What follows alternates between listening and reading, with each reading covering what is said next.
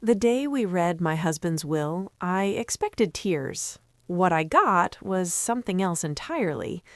We were all sitting in Mr. Donovan's office, me, my daughter Claire, her husband, and a few other relatives. The afternoon sun was coming through those big windows, casting long shadows across the mahogany table. Mr. Donovan cleared his throat and began reading. To my beloved wife, Helen, I leave the house and all its contents. I nodded. Expected. Appropriate. Then he read the next part. To my daughter, Claire, I leave the entirety of my investment portfolio, valued at approximately $800,000. And that's when it happened. Claire laughed.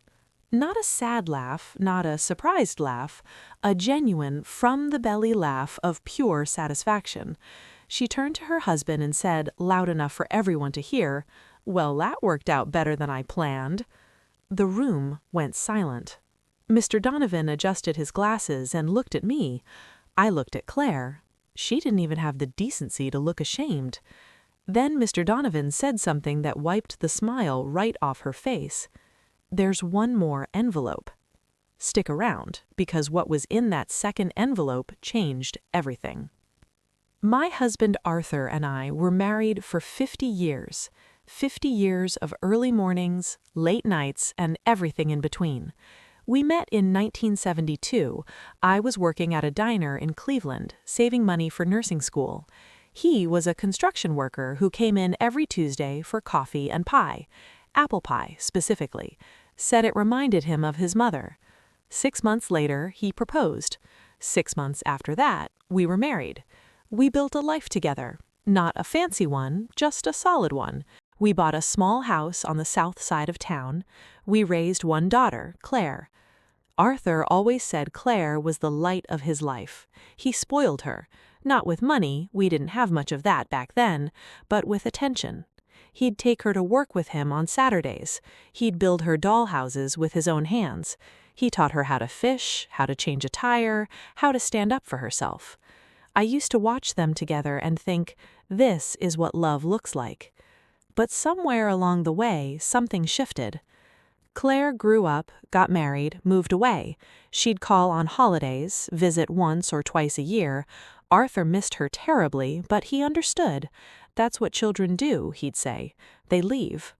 What he didn't know, what I didn't know until much later, was that Claire had been keeping secrets, and those secrets would eventually break his heart.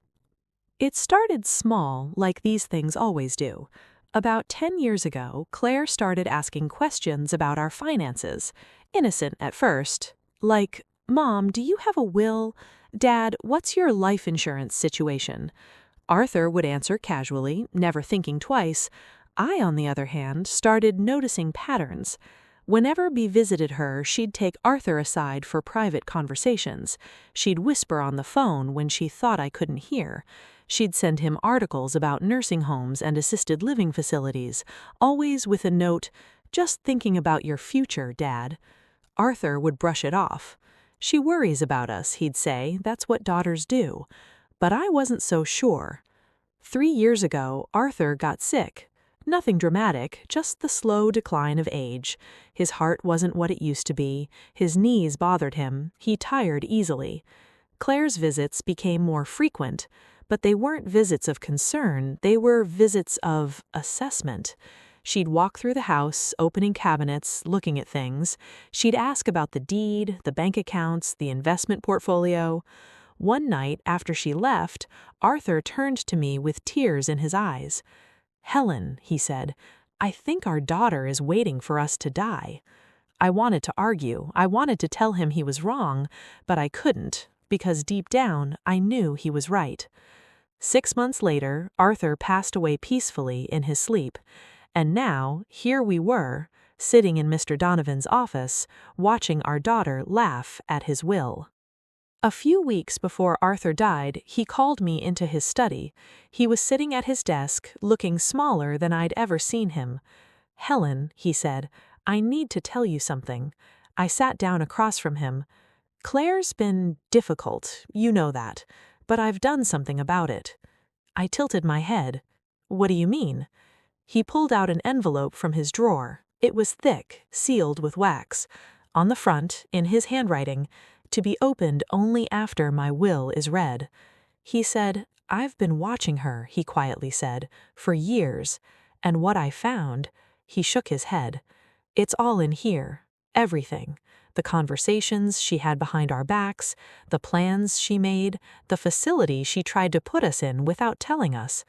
I stared at him. "What are you talking about?" He reached into the drawer again and pulled out a folder. Inside were printed emails, text message screenshots, even recordings. "She tried to have us declared incompetent 3 years ago," he said.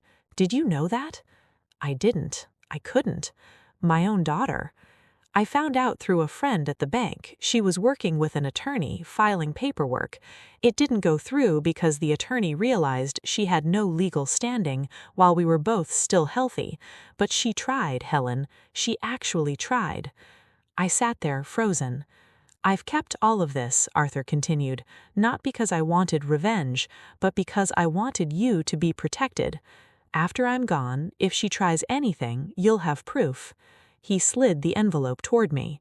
"This is my last gift to you. Don't open it until the will is read. Let her show her true colors first. Then, use it however you feet seat." I took the envelope, held it in my hands. "I love you, Helen," he said. "Always have, always will." 3 weeks later, he was gone.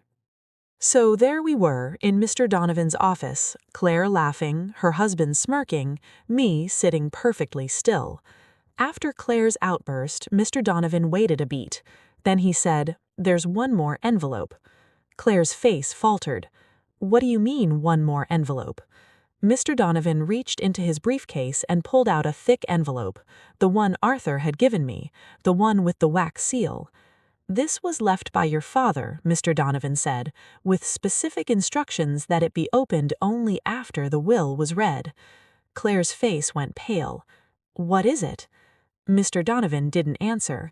He simply broke the seal and pulled out the contents. The first thing he unfolded was a letter, handwritten, Arthur's handwriting. He cleared his throat and began reading. "To my daughter, Claire, if you're hearing this, I'm gone, and you've just received the inheritance I left you. I hope you're happy. I hope it was worth it. But before you spend a penny of that money, I need you to understand something. I know everything. I know about the conversations you had behind our backs. I know about the nursing home you tried to put us in. I know about the emails you sent, the plans you made, the lies you told. I've kept records of all of it. Every email, every text message, every call. And now my lawyer has copies of everything. Here's the condition of your inheritance. You have 1 month to write your mother a letter, a genuine letter, from the heart, admitting what you did and apologizing. If you do, the money is yours. If you don't, all of that evidence goes to the local newspaper, along with a request that they investigate why a daughter would try to institutionalize their parents while they were still perfectly healthy. The choice is yours. Your father, Arthur." Arthur had protected me, even from beyond the grave. Claire opened her mouth to speak, but nothing came out. Mr. Donovan asked me, "Helen, do you have anything to say?" I stood up slowly, looked at my daughter, the little girl I'd raised, the woman she'd become. "Claire," I said quietly, "you have 1 month. I hope you use it wisely." Then I walked out of that office, leaving her sitting there with her husband and her shame and the weight of her father's final words. I walked out of that office and didn't look back. For the first time in years, I felt free. But Claire didn't take it well, not at all. That night, my phone wouldn't stop ringing. Texts from her, voicemails from her husband, even calls from relatives I hadn't spoken to in years. They all said the same thing. "You're being too harsh. She's your daughter. Family forgives family." I listened to every message, and then I did something they didn't expect. I didn't respond, because I knew something they didn't. Arthur had given me more than just that letter. He'd given me the entire file, the emails, the texts, the recordings, and what I found when I read through them made me realize that Claire's betrayal went deeper than I ever imagined. The house was quiet, just the ticking of the clock and the soft rustle of leaves outside the window. I thought about Arthur, about the envelope he'd left, about the look on Claire's face when Mr. Donovan read that letter.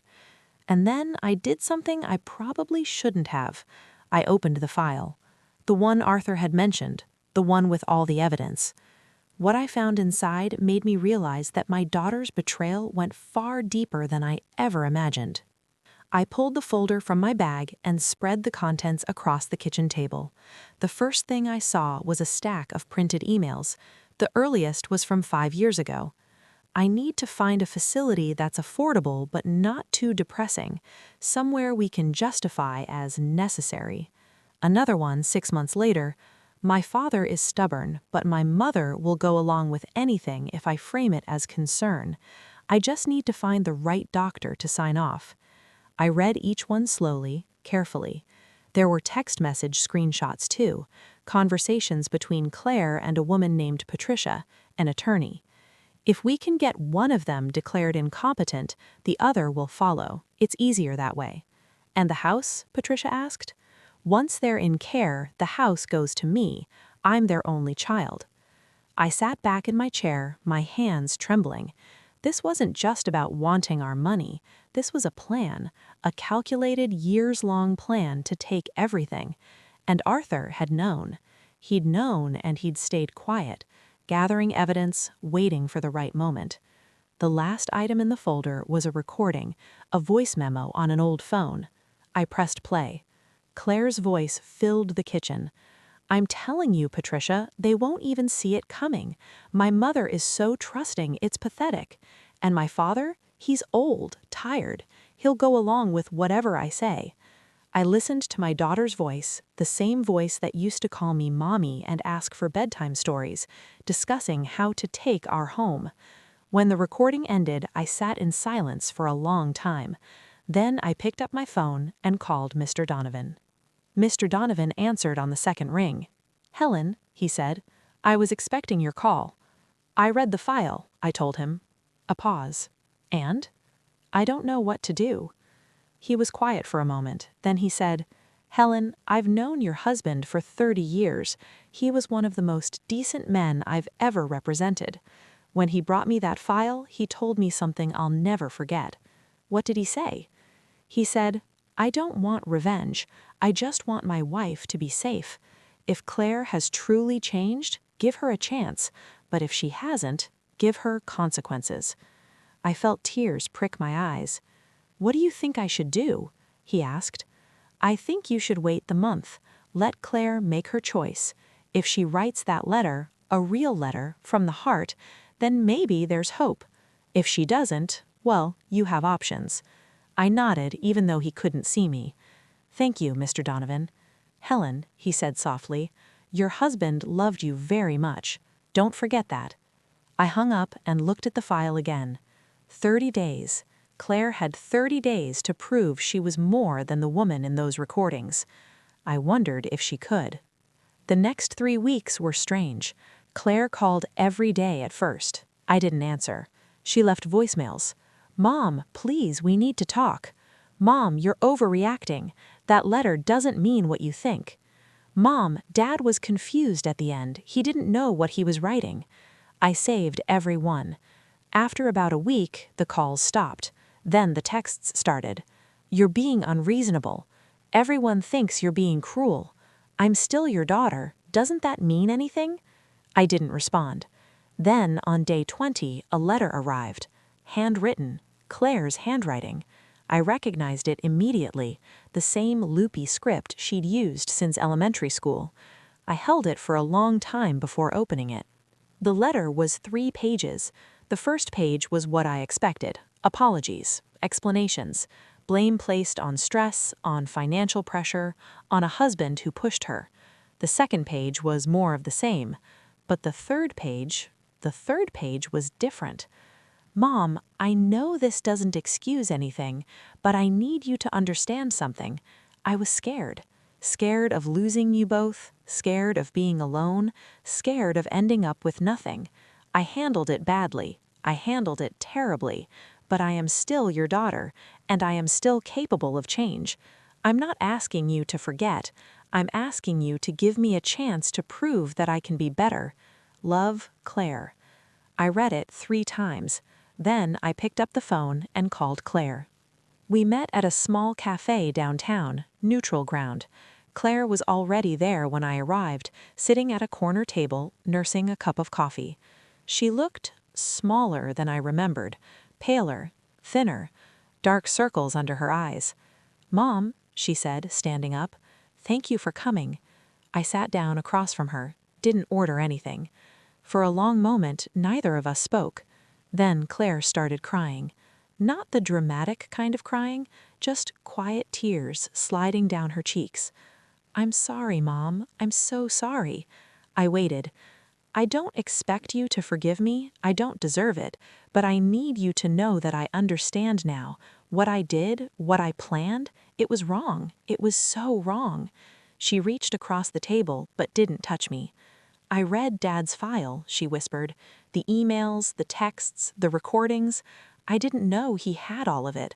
I didn't know he was watching." "He loved you," I said quietly. "That's why he kept it. Not to hurt you, to protect me." She nodded, tears still falling. "I know, and that's what makes it worse." We sat in silence for a long moment. Then I reached into my bag and pulled out the letter she had written. "I read this," I said, 20 times at least." She held her breath. "The first 2 pages were excuses, but the 3rd page felt real. I'm not ready to forgive you," I said, "but I'm willing to watch you try." Claire's face crumpled. "That's more than I deserve," I said. "Probably, but your father believed in second chances, and for his sake I'm willing to give you one." She reached for my hand. This time, I let her. "Thank you, Mom." "Don't thank me yet," I said. "Prove it." That was 6 months ago. Claire has been coming over every Sunday. We cook together, talk, slowly rebuild what was broken. It's not the same as before, it never will be, but it's something. Arthur's file sits in my nightstand drawer. I don't look at it anymore. I don't need to. Because I know now that love isn't about forgetting, it's about choosing to move forward even when the past is heavy. And every time I see Claire in the garden tending to the roses Arthur planted, I think maybe, just maybe, he's watching, and maybe he's proud. Of both of us. Here's what I learned. People can surprise you, not always in good ways, but sometimes when you least expect it, they find their way back. The question isn't whether they deserve a second chance. The question is whether you're ready to give one, without forgetting, without ignoring, but with eyes wide open. If this story touched you, drop a comment below. Tell me where you're watching from. Share it with someone who needs to hear that forgiveness is possible, but only when it's earned. Subscribe for more stories. And remember, love doesn't mean forgetting. It means choosing to move forward anyway. Take care of yourselves and each other.